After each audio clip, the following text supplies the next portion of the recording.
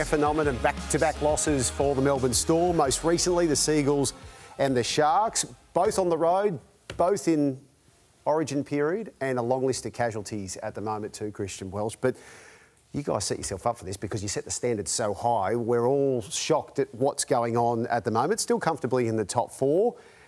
Why is the team in the rut and can they get out of it?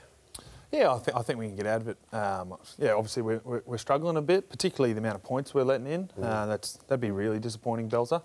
Yeah, the previous few years we've managed Origin period really well, I think, and yeah, it's pretty concerning. But I think it's round 17. We've still got plenty of time, and last year we won 19 games straight.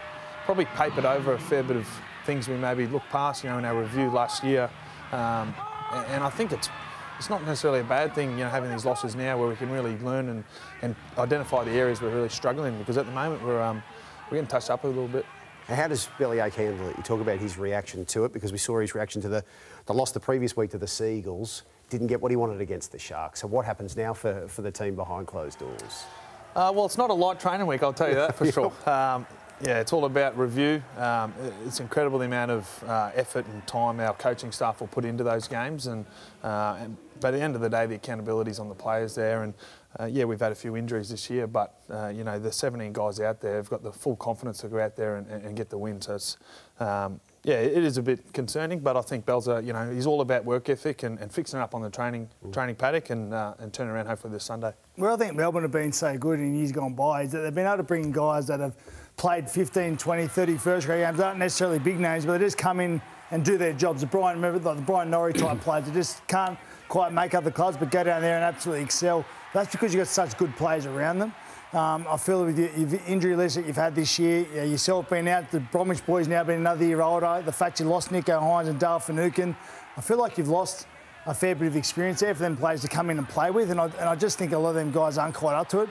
You throw on top of that, you were talking earlier, you said you've lost a number of players that have played that sort of 15 to 30 game period, so you've lost a lot of players, and I think there comes a time where just the bubble's going to burst and you're going to come back to the field a little bit. In saying that, as Bray said, you've been so high up for such a long time, you've only really come back down to where everyone else is at the moment. So, I don't think it's all doom and gloom at the moment. I think the back end of the season, they string a few wins together, they'll be back, and once they come out of this Origin period, I think that'll help them as well.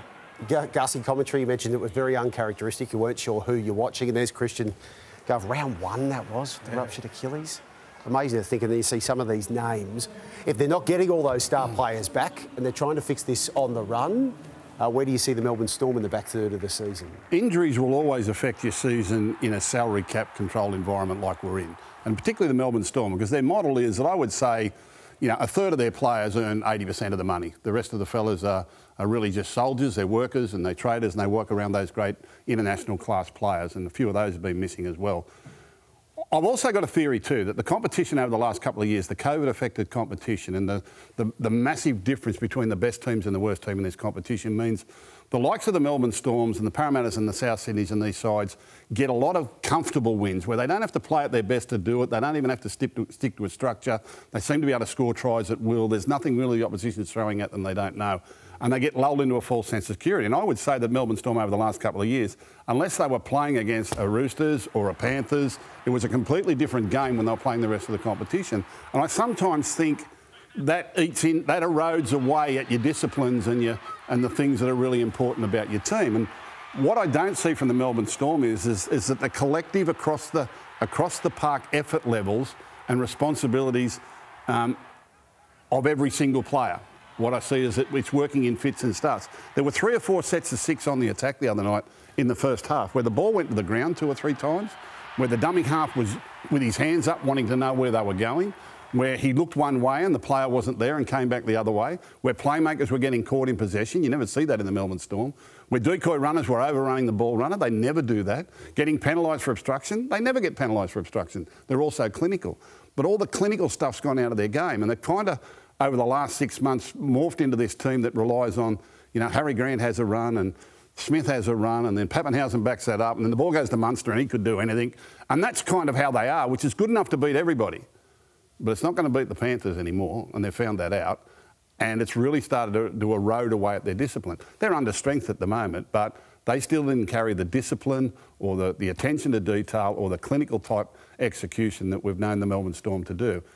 And you can't do it forever. They're not robots. They can't be perfect forever. And they may well train and get themselves ready. But unless they identify now what is the weaknesses in their game, they are no chance of beating the Panthers at the end of the field, who are just on a roll.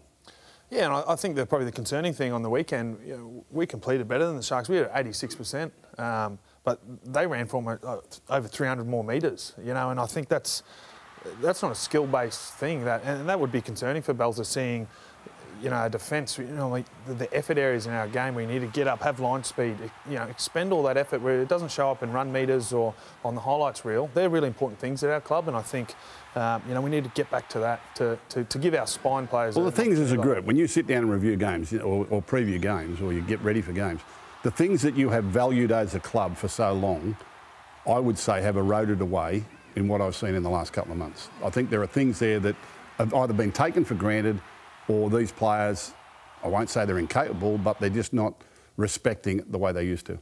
Gus, do you think it's just a turnover of players? I think it's got to do with it's turnover of players.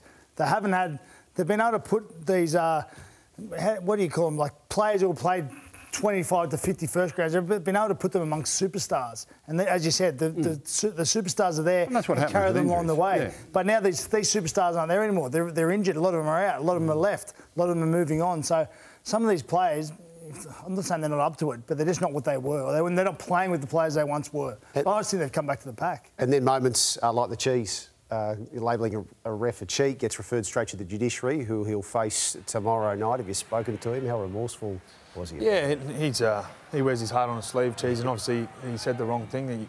You can't say that. And I'll be the first one to defend referees. I know they've had a pretty tough month or so, but they have the toughest job in sport. It is so tough. What the NRL and changing requirements of what they want them to focus on, and it's a tough gig. So he's obviously very remorseful for that, but obviously he's going to face a pretty stern penalty, which is not real good timing, especially with Harry playing Origin and hoping to back up and get some games out of him. Yeah, absolutely. It's not the situation the Melbourne Storm want to be dealing with.